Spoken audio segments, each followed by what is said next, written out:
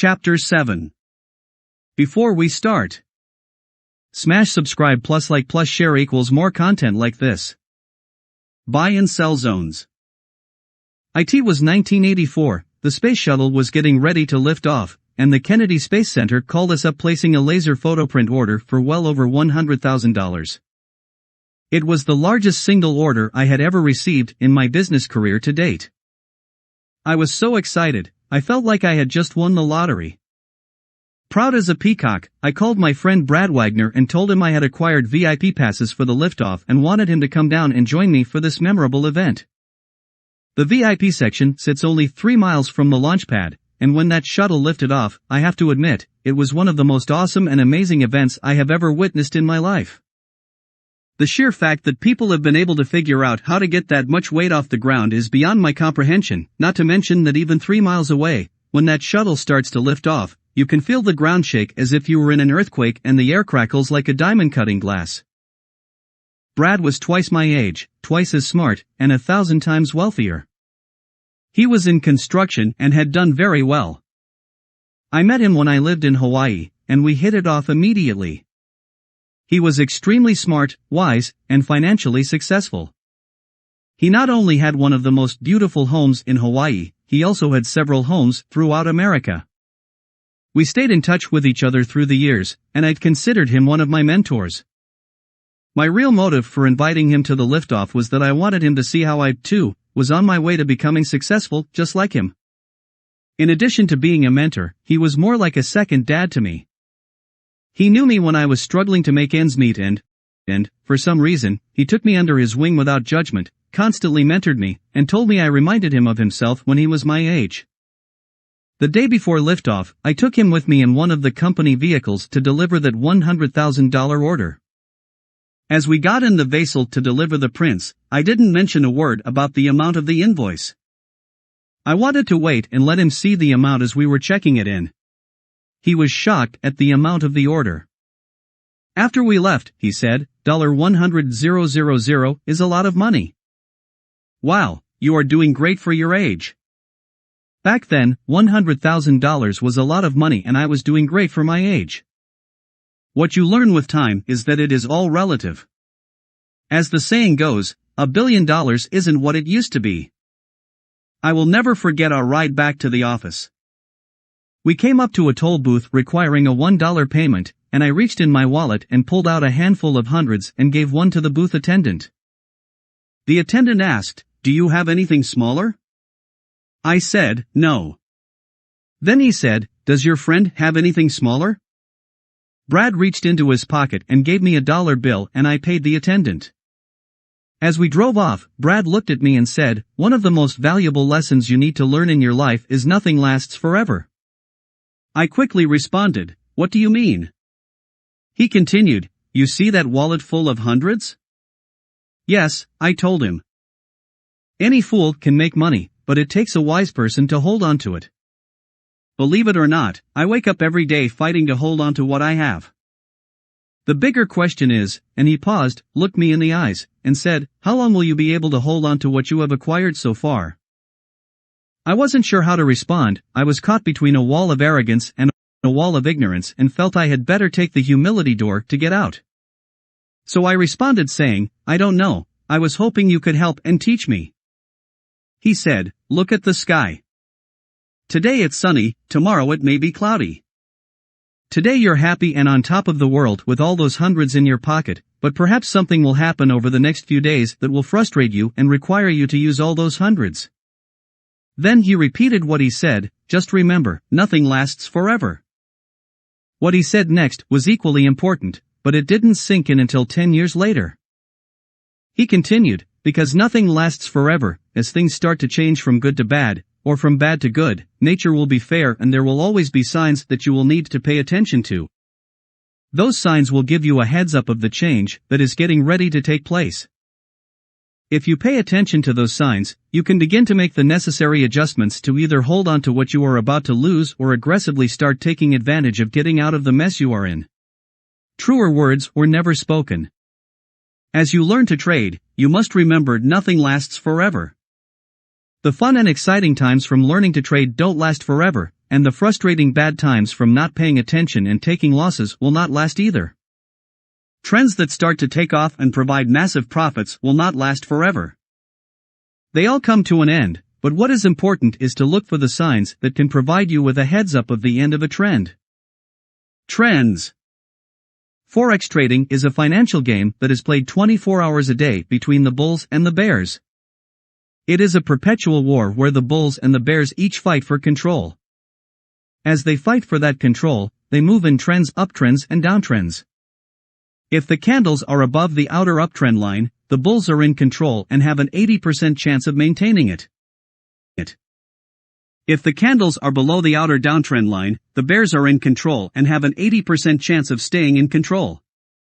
However, neither side will maintain control forever. When the market decides to increase its speed up or down, it moves above or below an inner trend line. This fight for control goes on 24 hours a day, 5 days a week. It is an amazing game to watch and a crazy environment in which to make a living.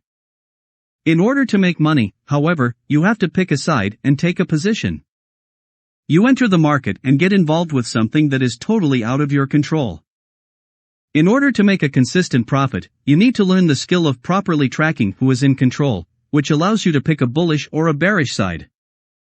Fortunately, with the click of a mouse, you can switch teams anytime 24 hours a day, as many times as you like. There are pips and profit to be made on both sides, and no one will think you are a trader if you are a bull in the morning, a bear in the afternoon, and a bull again at night. If you are trading in any direction and the market is trending, as long as it continues to trend in the direction in which you are trading, it is your friend. Why is it your friend? Because you are making money. The minute it starts to penetrate the trend line is the moment you need to remember what my friend and mentor Brad said: nothing lasts forever. Start paying attention to the signs and recognize that this trend may soon be coming to an end. Then you need to start to tighten up your stops in order to protect the profits you have made and hold on to what you have. Figure 7.1 shows how the Euro 60-minute chart has been trending up, bouncing off of the uptrend line.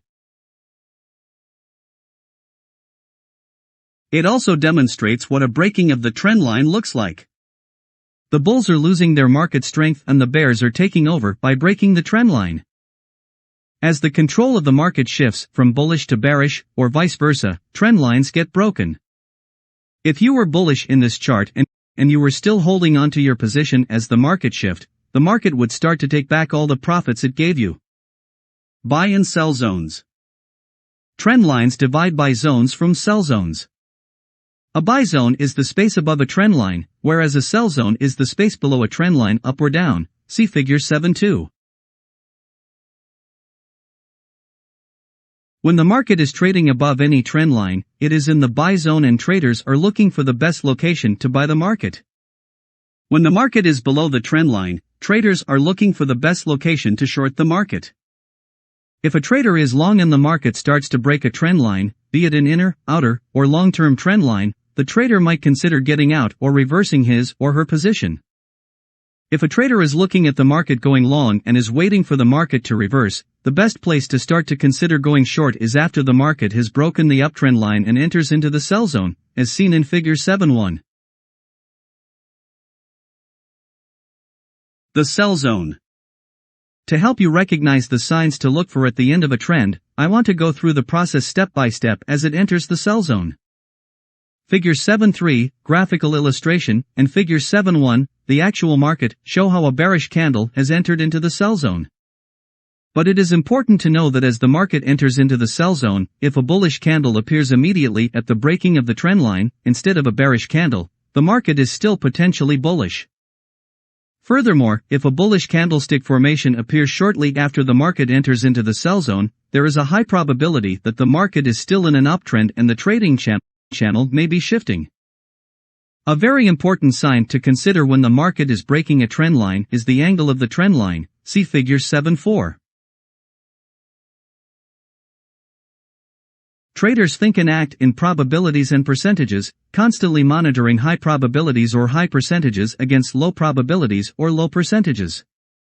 When a trend line is penetrated and the market enters into a buy or sell zone, the angle of the trend line many times determines whether or not the market will reverse.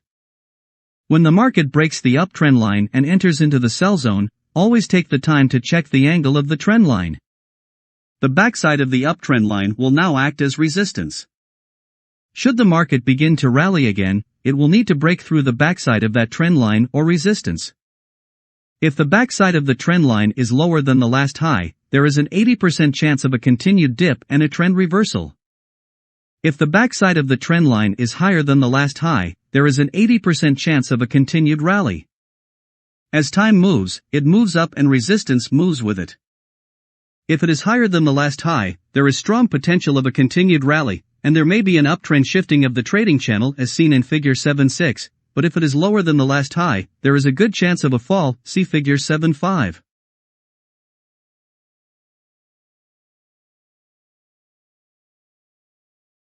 As the channel shifts, the buy and sell zones shift as well. The market now enters into the sell zone of the old uptrend line and enters into the buy zone of the new uptrend line. Just because the market enters into the sell zone doesn't mean the trend is dead. In Chapter 6, you learned about inner and outer trend lines and that if the inner trend line is broken, the market predominantly moves to the outer trend line and then bounces back up. The outer trend line is the one that carries the most weight in the market. The strongest sign of a reversal, or that the uptrend is dead, is when the market retraces back to the latest level of major support. When the market breaks the outer uptrend line, the odds shift from 80% continued bullish to 60% continued bullish and 40% continued bearish. When the market returns to the major level of support, the market goes from 80% bullish to 80% bearish. Shorting the market. When it enters the sell zone, despite the probabilities and percentages the market gives you, remember that the market does what it wants when it wants, no matter what. The tools you currently have at your disposal to predict the market's next move include 1. Trading indicators and systems. 2. Candlestick formations. 3. Support and resistance. 4. Trends and trend lines. 5. Buy and sell zones. Every trade involves risk and should be approached with proper equity management, which I will discuss in the coming chapters. If you want to short the market when it enters the sell zone, you must address your potential loss, should the trade not work out. I have always found that the best place to protect yourself financially, should the trade not work out, is by placing your protective stop-loss order above the last high of resistance, as seen in figure 7.7. You do not want to risk much more than that, and you don't want to place yourself in a position to be hoping the market comes back. If the bulls take out the high, they will more than likely keep on going, taking out more highs as they play this game. There may even be a shifting of the uptrend channel, and you do not want to be trading against a trend. If the last high of resistance does not meet your equity management requirements, wait until the market rallies one last time and hits the backside of the uptrend line, as illustrated in figure 7.7. The buy zone works exactly the same as the sell zone, but in the opposite direction. Let me take you through the bending of a downtrend, step by step, to enable you to see how the market enters the buy zone. Figure 7.8 shows how a bullish candle has entered into the buy zone. It is imperative that you understand that as the market enters the buy zone, if a bearish candle appears immediately at the break of the trend line, as seen in figure 7.9, the market could still potentially be bearish. A very important sign to consider is the angle of the trend line when the market is breaking a downtrend line as seen in figure 7.10. When a trend line is penetrated and the market enters a buy or a sell zone, the angle of the trend line many times determines whether or not the market will reverse. When the market breaks the downtrend line and enters into the buy zone, it is a good habit to check the angle of the trend line first. The backside of the downtrend line will now act as support. Try to determine if the market were to dip further at that moment in time, would the backside of the downtrend line be lower or higher than the last high? Should the market begin to dip again, it will need to break through the backside of that trend line of support. If the backside of the trend line is higher than the last low, there is an 80% chance of a reversal and new rally. If it is lower, there is an 80% chance of a continued dip, and perhaps a shifting in the trading channel. The backside of the downtrend line acts as support, and as time moves, it moves down and support moves with it. If it is lower than the last low, there is the high probability of a continued dip and there may be a downtrend shifting of the trading channel, see figure 711.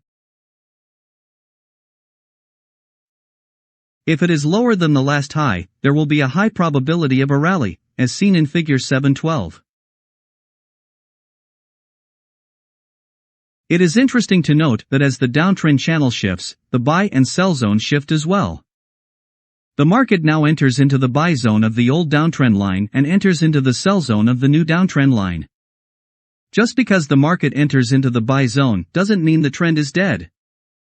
Don't forget that if the inner downtrend line is broken, the market predominantly moves to the outer downtrend line and then bounces back down.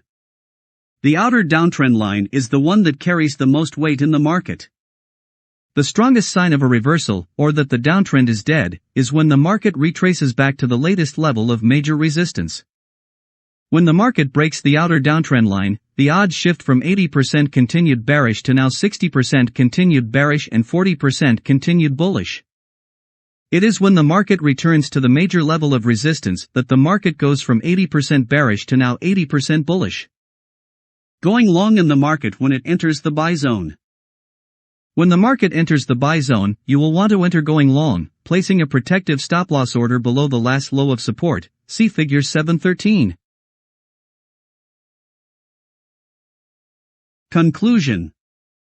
Knowing about buy and sell zones can significantly aid your trading success, however, not all trendline breaks offer trading opportunities. To become a good technical analyst, you need to be somewhat spatially intelligent, you need to be able to see things in a three-dimensional way and envision the future moves of the market.